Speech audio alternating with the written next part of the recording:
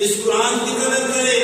حضرت گرامی حضور صلی اللہ تعالیٰ علیہ وسلم کو رب العالمین نے ایسا قرآن عطا فرمایا، ایسا قرآن عطا فرمایا۔ حضرت گرامی حضور صلی اللہ تعالیٰ علیہ وسلم نے فرمایا،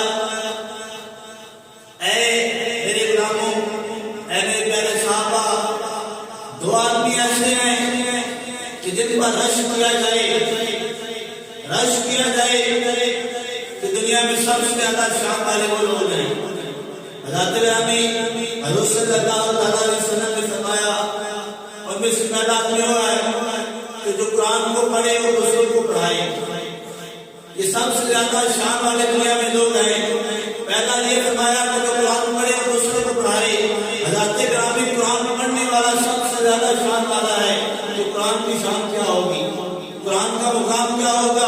اور حضور صلی اللہ علیہ وسلم نے فرمایا دوسرے نمبر پہ وہ سب سے زیادہ شان والا ہے، اس پر زیادہ رش کیا جائے کہ جسے اللہ نے مال عطا فرمایا اور پھر اللہ کی راہ میں خرچ کرتا ہے، اللہ کی راہ میں لگاتا ہے۔ حضرت گرامی حضور صلی اللہ علیہ